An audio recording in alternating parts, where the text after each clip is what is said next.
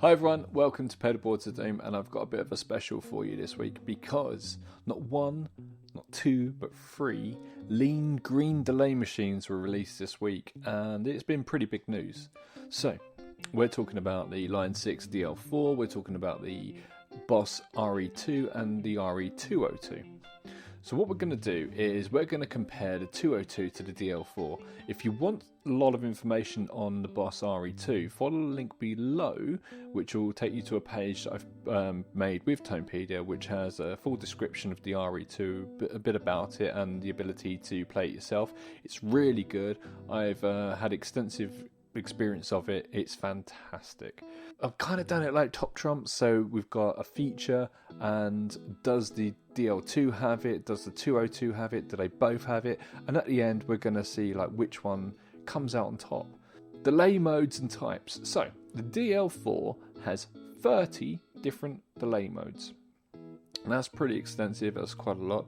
The 202 has one delay sound, which is the RE-201 Space Echo tone, but you've got vintage and modern modes, and then you've got 12 different modes, so that gives us 24 different modes. So it's 30 versus 24, and obviously that means that the DL4 takes this one. Reverb types. Now, you might not know this, but the DL4 has 15 secret reverb types, and I'll flash them up on screen here. And the 202 has 5 different secret reverb types, which is more than what the original had, obviously, which just had the one type of reverb tank built into it. But it's really cool that they've got these. However, the DL4 takes it because it's got 15 over 5. Max delay settings. This is sourced by Sweetwater. They say on their websites that the DL4 has a max delay of 4 seconds and the 202 has a max delay of 2 seconds. So DL4 again takes this one. Heritage. So I based this on when the original units came out, because obviously the DL4 is based on the original DL4. This is DL4 Mark II. And the RE-202 is based on the original RE-201 tape head unit. The tape unit came out in 1974, and the original DL4 came out in 1999. So that one goes to the 202. Ease of use. Now, both of these pedals are very, very simple to use. They've been designed that way. And the DL4 even has a little button that you can press for heritage or legacy. I mean, so you press that and it just becomes what the traditional DL4 was, and no bells or whistles.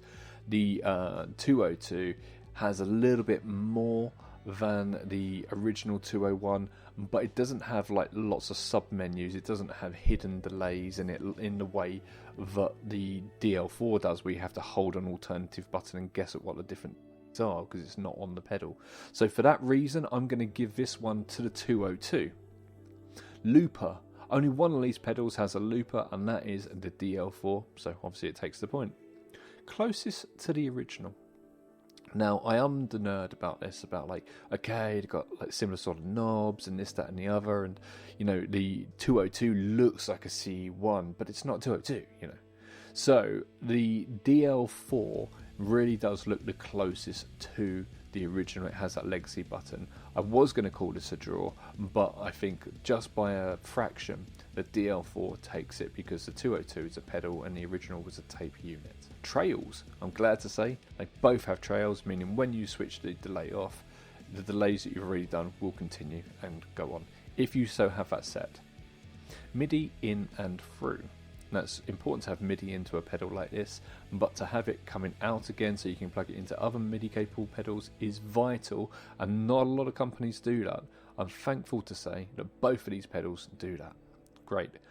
Onboard presets. Both of these pedals are MIDI. They both have 128 presets if you run it by MIDI, but if you not run it by MIDI, they do have presets on them, and the DL4 has 6 and the 202 has 4, therefore the DL4 takes it with 6 presets.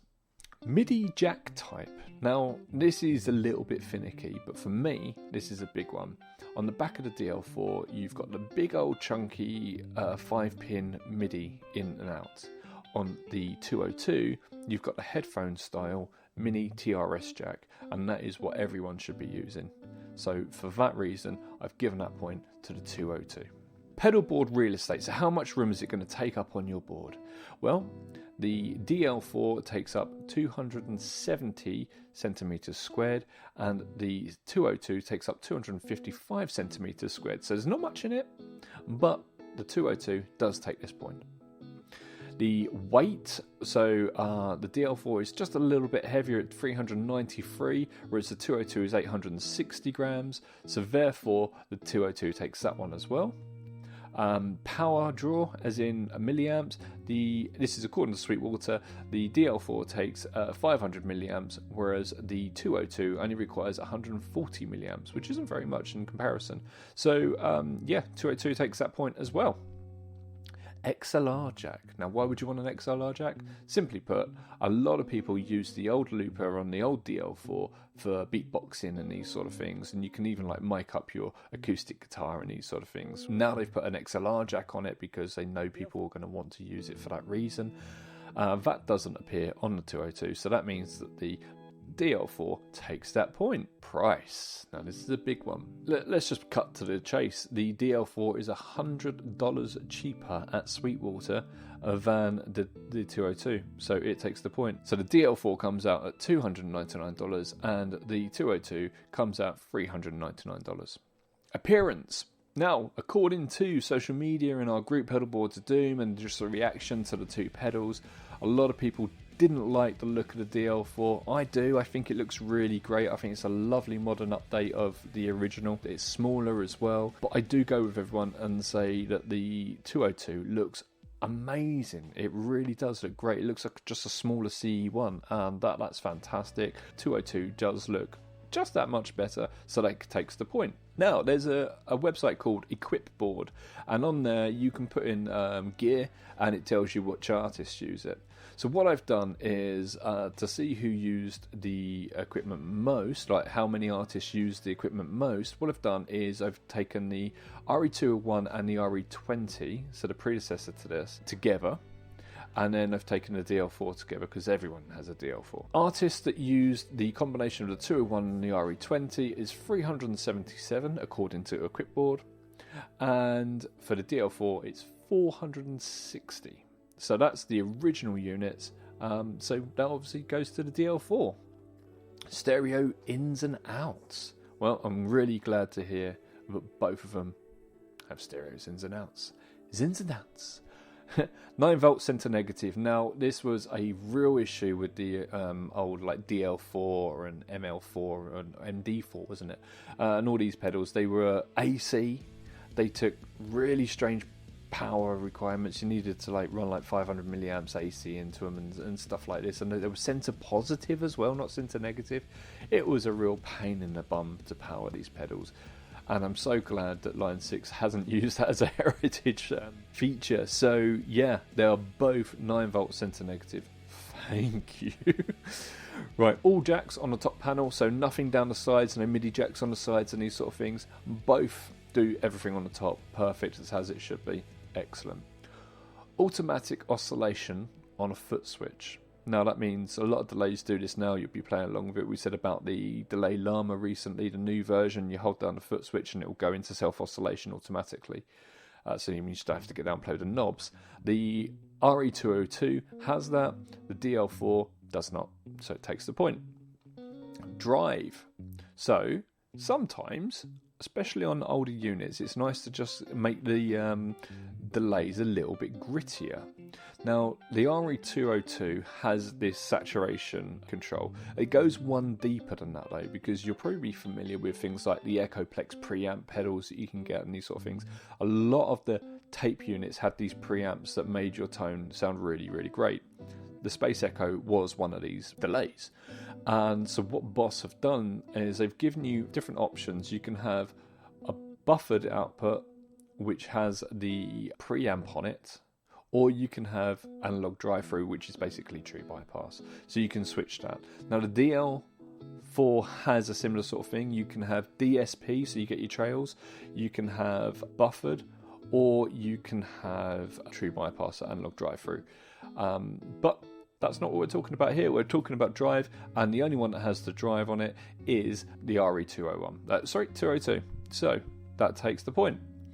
Tap tempo, it's a draw. They both have it, thank goodness. Expandability. So the DL4 has a looper in it, and that looper in stereo will give you 120 seconds length, but if you stick an SD card in it, it's hours. It's as much as you want. So you've got a little slot for an SD card so you can expand the memory on it.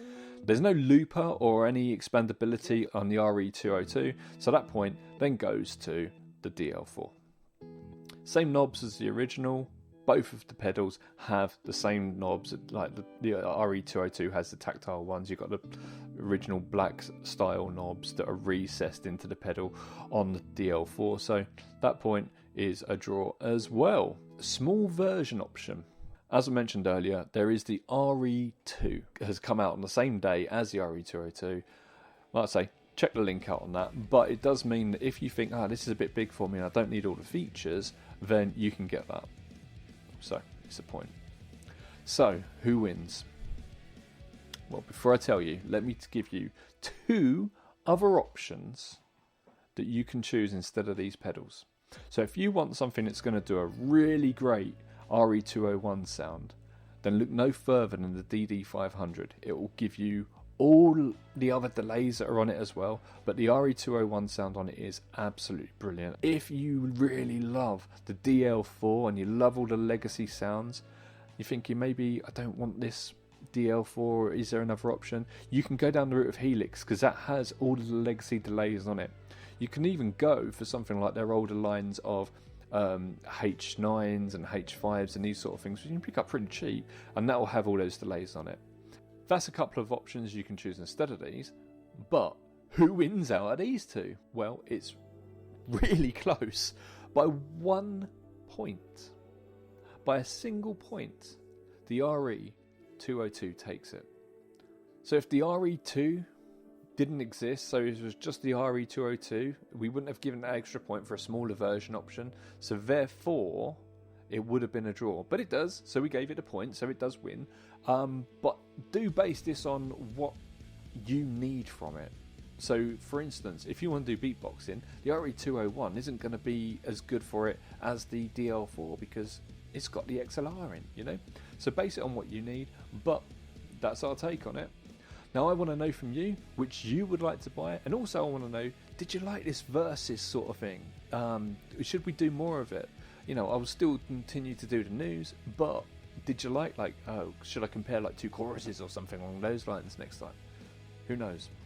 You know, let me know. Right, that's enough. See you later. Bye.